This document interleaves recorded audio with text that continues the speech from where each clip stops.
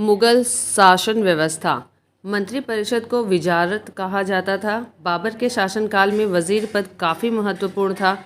सम्राट के बाद शासन के कार्यों को संचालित करने वाला सबसे महत्वपूर्ण अधिकारी वकील था, जिसके कर्तव्यों को अकबर ने दीवान, मीर बख्शी, सद्र उस सद्र एवं मीर समन में विभाजित कर दिया। औरंगजेब के समय में असद खान ने सर्वाधिक 31 वर्षों तक दीवान के पद पर कार्य किया। मीर बख्शी द्वारा सरखत नाम के पत्र पर हस्ताक्षर के बाद ही सेना को हर महीने वेतन मिल पाता था और मीर बख्शी द्वारा ये सिग्नेचर किया जाता था।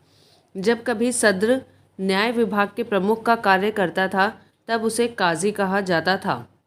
लगानहीन भूमि मददे माश का निरीक्षण सद्र करता था। सम्राट के घरेलू विभागों का प्रधान मीर समा कहलाता था। सूचना एवं गुप्तचर विभाग का प्रधान दरोगाए डाक चौकी कहलाता था। शरीयत के प्रतिकूल कार्य करने वालों को रोकना, आम जनता के दुष्चरित्रता से बचाने का कार्य मुहतसिब नामक अधिकारी करता था। प्रशासन की दृष्टि से मुगल साम्राज्य का बंटवारा सूबों का सरकार में, सरकार का परगना या महाल में, महाल का जिला या दस्तूर में और दस्तूर ग्राम में बटे थे। प्रशासन के सबसे छोटी इकाई ग्राम थी, जिसे मावदा या दीह कहते थे। मावदा के अंतर्गत छोटी छोटी बस्तियों को नागला कहा जाता था। मुगल काल के प्रमुख अधिकारी एवं कार्य, यहाँ पे पद दिए हुए हैं और यहाँ पे कार्य। सूबेदार, प्रांतों में शांति स्थापित करना, प्रांत कार्यकारिणी का प्रधान।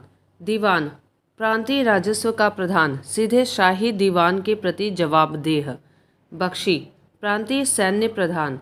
फौजदार, जिले का प्रधान फौजी अधिकारी। आमिल या अमलगुजार, जिले का प्रमुख राजस्व अधिकारी। कोतवाल, नगर प्रधान। सिकदार, परगने का प्रमुख अधिकारी। आमिल, ग्राम के कृषकों से प्रत्यक्ष संबंध बनाना एवं लगान निर्धारित करना।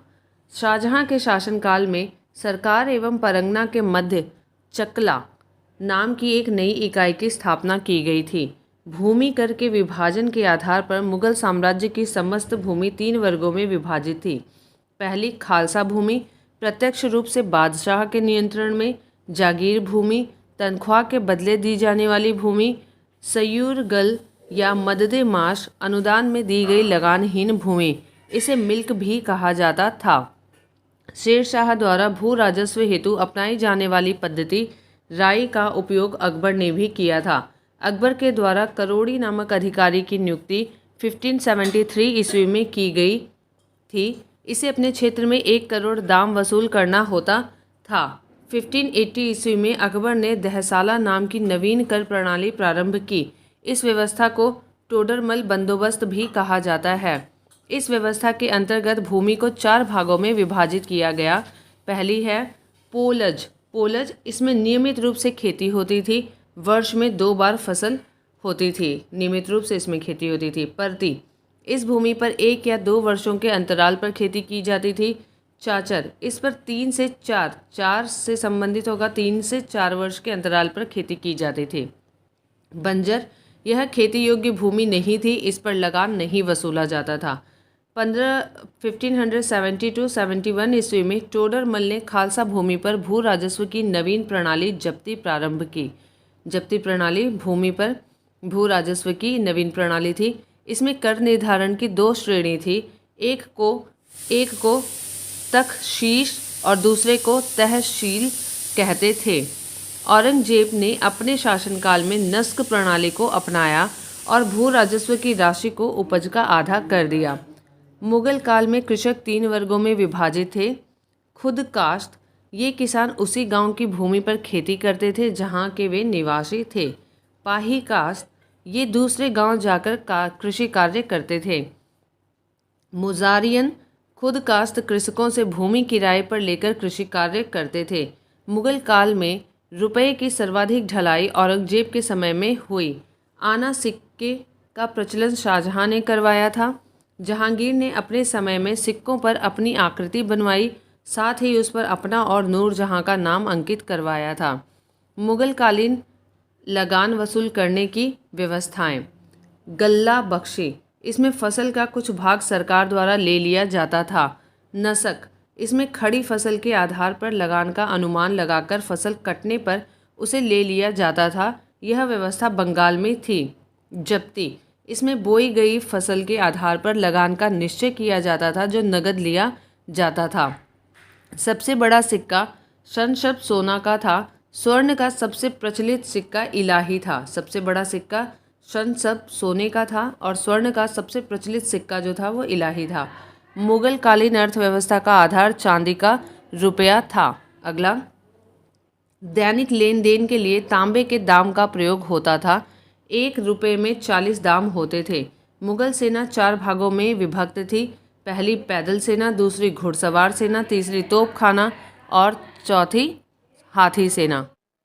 मुगल कालीन सैन्य व्यवस्था पूर्णतः मनसबदारी प्रथा पर आधारित थी। इसे अकबर ने प्रारंभ किया था। 10 से 500 तक मनसब प्राप्त करने वाले मनसबदार, 500 से 2500 तक मनसब प्राप्त करने वाले उमरा, 2500 से ऊपर तक मनसब प्राप्त करने वाले अमीर आजम कहलाते थे।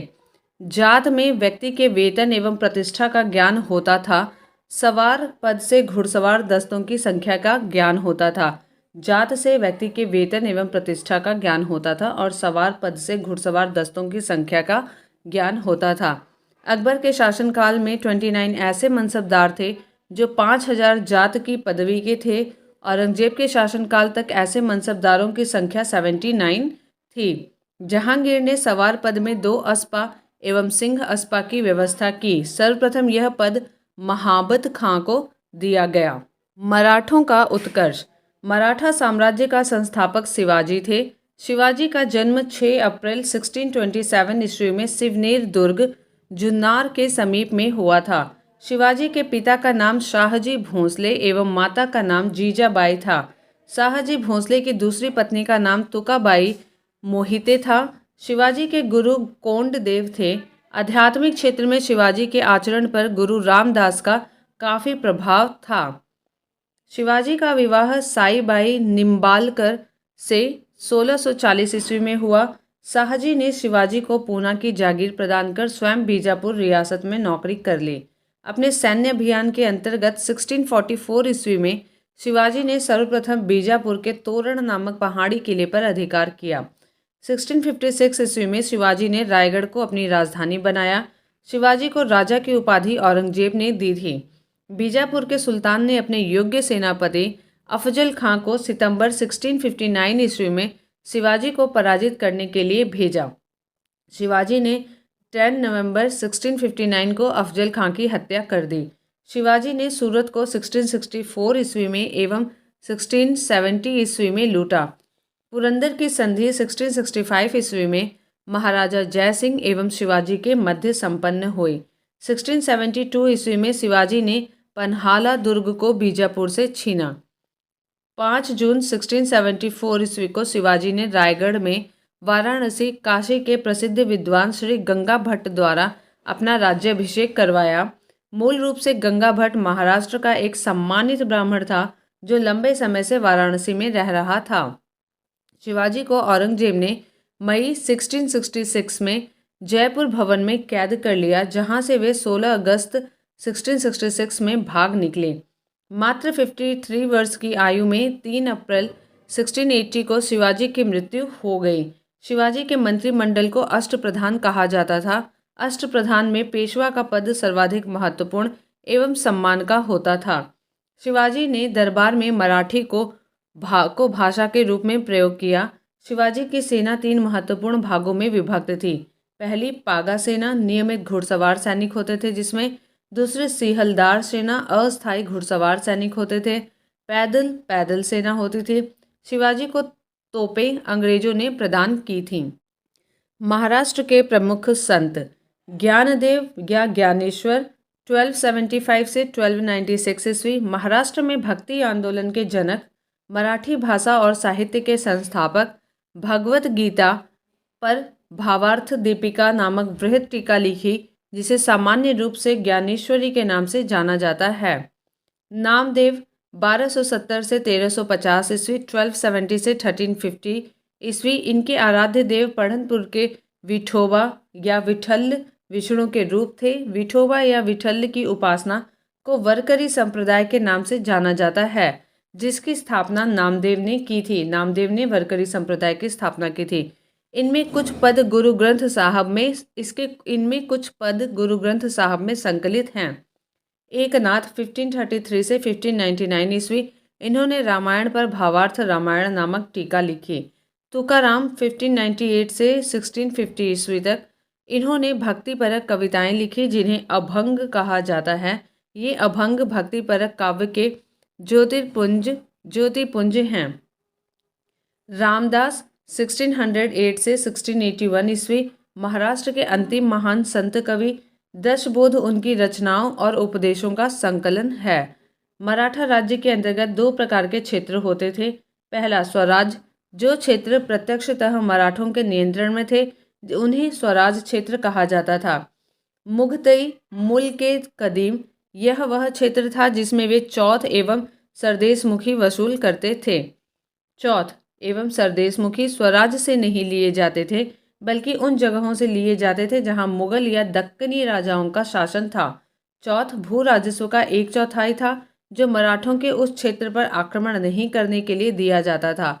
सरदेशमुखी 10% का अतिरिक्त अधिभार था, जो उस क्षेत्र से लिया जाता था जो मुगलों के अधीन था, पर मराठा उस पर दावा करते थे।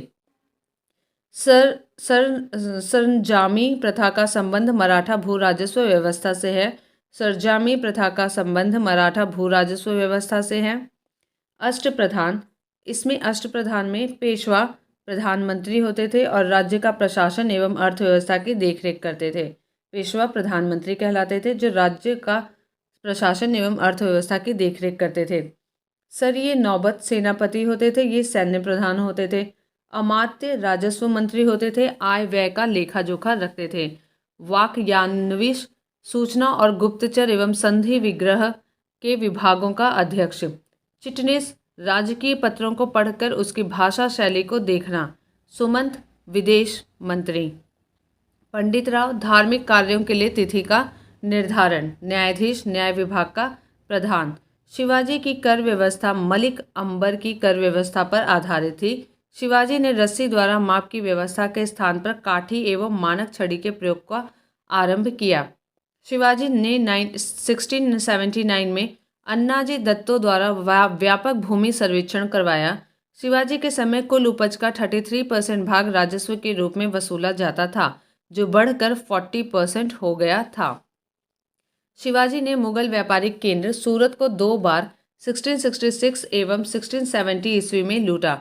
शिवाजी का उत्तराधिकारी संभाजी था। संभाजी ने उज्जैन के हिंदी एवं संस्कृत के प्रकांड विद्वान कवि कलश को अपना सलाहकार नियुक्त किया। मार्च 1689 ईस्वी को मुगल सेनापति मखरब खां ने संगमेश्वर में छिपे हुए संभाजी एवं कवि कलश को गिरफ्तार कर लिया और उसकी हत्या कर दी। संभाजी के बाद 1689 में राजा राम को नए छत्रपति के रूप में राज्याभिषेक किया गया। राजा राम ने अपनी दूसरी राजधानी सतारा को बनाया। शिवाजी के किले की सुरक्षा के लिए नियुक्त अधिकारी। हवलदार, किले की आंतरिक व्यवस्था की देखरेख। सरे नौबत, किले की सेना का नेतृत्व। सवनिश, किले की अर्थव्यवस्था, पत्र व्यवहार एवं भंडार की देखरेख। राजा राम मुगलों से संघर्ष करता हुआ 2 मार्च 1700 में मारा गया। राजा राम की मृत्यु के बाद उसकी विधवा पत्नी ताराबाई अपने 4 वर्षीय पुत्र शिवाजी द्वितीय का राज्याभिषेक करवाकर मराठा साम्राज्य की वास्तविक संरक्षिका बन गई। 1707 ईस्वी में औरंगजेब की मृत्यु के बाद संभाजी के पुत्र शाहू, जो औरंगजेब के कब्जे में था, भोपाल के निकट के मुगल शिविर से वापस महाराष्ट्र आया। शाहू एवं ताराबाई के बीच 1707 ईस्वी में खेड़ा का युद्ध हुआ, जिसमें शाहू विजयी हुआ। शाहू ने 22 फरवरी 1708 ईस्वी को सतारा में अपना राज्याभिषेक करवाया। शाहू के नेतृत्व में नवीन मराठा साम्राज्यवाद के प्रवर्तक पेशवा लोग थे, जो शाहू के पैतृक प्रधानमंत्री थे। पेशवा पद पहले पेशवा के साथ ही वंशानुगत हो गया। पेशवा पुणे में रहता था। 1713 ईस्वी में साहू ने बालाजी विश्वनाथ को पेशवा बनवाया। इनकी मृत्यु 1720 ईस्वी में हो गई। इसके बाद पेशवा बाजीराव प्रथम हुए। पहले पेशवा थे बालाजी विश्वनाथ, दूसरे थे पेशवा बाजीराव प्रथम। पेशवा बाजीराव प्रथम ने मुगल साम्राज्य की कमजोर हो रही स्थिति का फायदा उठाने के लिए शाहों को उत्साहित करते हुए कहा कि आओ हम इस पुराने वृक्ष के खोखले तने पर प्रहार करें, शाखाएं तो स्वयं गिर जाएंगी। हमारे प्रयत्नों से मराठा पताका कृष्णा नदी से अटक तक फहराने लगेगी। उत्तर में शाहू ने कहा, निश्चित रूप से ही आप इसे हिमालय के पार गाड़ देंगे। निसंदेह आप योग्य पिता के योग्य पुत्र हैं। पालखेड़ा का युद्ध 7 मार्च 1728 ईस्वी में बाजीराव प्रथम एवं निज़ामुल मुल्क के बीच हुआ, जिसमें निज़ाम की हार हुई। निज़ाम के साथ मुंगी शिव गांव की संधि हुई।